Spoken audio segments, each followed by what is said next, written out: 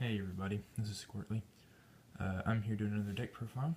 It's been a couple weeks since set 12 came out, so everybody's getting their decks done. Really strong stuff came out in this set. Nebula Lord Raging Form, Lucio Reverse, a lot of stuff that's going to be changing the format. Now one of the clans included in set 12 was Narukami, and as you know, if you've watched some of my other deck profiles, I have a Vermilion the Blood deck. I had a Vermilion the Blood deck. I've been joking since probably November, October, that when this set came out I was going to take apart the Blood to build a different Narukami deck. Nobody really liked this idea since I had grown to be recognized by the Blood somewhat. Not as much as Bermuda or anything, but people knew that I had the Blood, and that it was one of my really good decks that I used a lot, in tournaments at least. I didn't really use it in fun play. I used it in tournaments a lot. Well, the set came out, I got my hands on some cards. I actually almost had this deck complete even before I got my boxes, but I now have the strongest Narukami deck complete, much stronger than the Blood. This Narukami deck will wipe the floor with any other Narukami deck out there. This is truly, in my opinion, the best Narukami build right now. Apart from maybe SP'd out Indra, but we won't go there. So let's get on to it. The starter is Exorcist Mage Dan. That is one sparkly card. His skill is he's a Forerunner, and whenever you call, or all of your other Narukami units with Dungaree in their name gain the ability, when you call them to Vanguard or Rearguard, bind a card. Okay? This is important. This is very important. One of the things that made set 8 Dungaree unusable was that when you called him to Rearguard or used his skill more than once, he became 9k. This starter helps fix that a lot. You're stupid if you run the deck without that starter. Not even going to act like I didn't insult somebody there. Now, we run 4 Demon Conquering Dragon, Dungaree Unlimited. Now, I don't have 4 SPs yet, I only have 1. But we got pretty SP here. So, this is Dungaree Unlimited. This is the main card of the deck. His limit break skill is when he attacks, you counterblast 2, bind the top card of your deck, retire one of your opponent's front or rear guards, and you gain plus 2,000 for every card in bind zone. Late game, this can stack up to being upwards of plus 20,000 boosts, and a retire, just for counterblast 2. His second skill is a cross ride of Dungaree, Not only is his art amazing, he's powerful. He minuses your opponent. And look at that SP. That's just beautiful. 4 of them. Main boss of the deck. And thanks to Dan, whenever you call one to Rearguard, you bind a card. So now we have 4 Sealed Demon Dragon, Dungaree. This guy is a set 8 triple rare.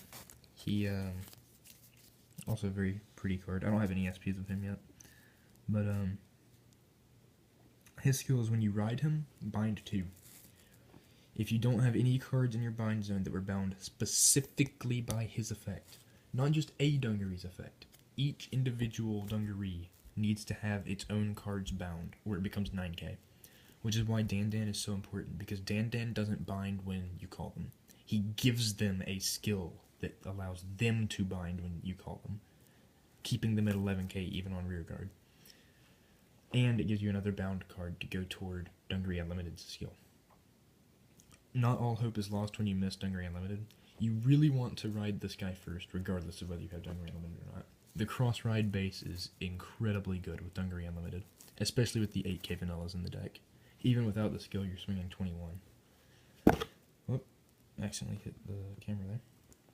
Or the box it's in. But, his skill is Counterblast 1, choose a card in your bind zone, and move it to the drop, or to put it on the bottom of your deck, rather. Choose one of your Rearguards in the front row and retire it. You can only do it once per turn, but it's a Counterblast 1 retire, essentially. It took me 5 minutes to get through 2 cards. Those are the important cards, though. They're the only cards with Dungaree in their name, so you call a lot of them to rearguard to get bound cards. 4. Whirlwind Axe wielding Exorcist Knight. 12k attacker for Dungaree. He's there for big power. That's really all there is to that. You'll notice this has a lot of resemblances to my blood deck. 4 Garuda. Because Dungaree Unlimited is counterblast 2. You need to build an unflip. You have to run 4. You can probably get away with 3, but I like 4 because if you can unflip and get his skill off even more, it's just beautiful. 3 10k vanillas. I run this one because I'm cheap. I didn't buy the Eradicator trial deck because Eradicators are gay. But yeah, 10k vanilla. Preferred Ride. Also makes 18k columns with the 8k vanilla Red River Dragoon, who I run 4 of because 8k vanillas are really good. They're really good rides, they're really good boosters. That's... yeah, you should run these guys. Except in Eradicators, don't do that. But you shouldn't be running Eradicators anyway because they're gay, so... You can probably tell that I don't like Eradicators. I much prefer regular Narukami. 4 Perfect Guards. Yeah, these aren't Eradicator. These aren't even the set 9. These are the original Perfect Guard for Narukami. 'Cause Narukami, son. Narukami. 2 Ryan. If you've ever noticed that Narukami is lacking in good grade 1s that aren't Eradicators, you're not alone. I run him as just a 7k booster. The non-intercept skill is actually kind of useful sometimes. Actually, quite a lot. So he's not a bad card at all. 2 Photon Bomber Wyvern. If you notice, set 6 and set 12 have the exact same single rare pattern, so it actually fits really nice. I like it. But, so yeah, 10k booster. Really nice to drop behind Dungaree Unlimited. Especially with all the cross rides running around now. He's, if you didn't know, he's the easiest 10k booster to fulfill in the game. He boosts for 10k if your opponent has 3 or more damage. So, yeah. 1 Helena. She, when she boosts and it hits, drop and draw. This is to cycle your deck for more Dungarees. Because you want more Dungarees. So that you can bind more cards, and then just kill more stuff. 1 Rising Phoenix, and yes, this is set 12 Rising Phoenix. I ran the set 6 one in the blood. I took it out for a set 12 one because it's sparkly. Soul Blast 2 to draw when you play him. 5k, all that. Just more draw power. Draw power is always good. Now for the triggers, I run... See, if you couldn't tell, this is very similar to my blood deck. This is a very straightforward deck. It's just unique. Nobody runs Dungaree. I got most of this deck for free because people don't care about Dungaree. Except for me, I love him. He's a really good card in my opinion. Now for triggers, we have 7 criticals. This is actually the same trigger lineup as my blood deck. Except I took out the Dragon Mages and put in the cuter draw trigger, the Eradicator Bunny, because this is the good Eradicator in the game, the Eradicator Bunny. He's a cool draw trigger, and one of her. You kind of have to be careful because this does run 5 draw triggers. This deck can deck out. You bind a lot. Know when to stop binding. That's really important. Know when to use your skill with Dungaree Unlimited and when to stop binding. Because you can deck out. It's possible. And then we have 4 heals. So really that's the gist of it. The whole thing with the deck is you want to ride Dungaree, bind 3, just leave them there. Later you're going to want to cross ride. That gives you another card bound. So you're at 4.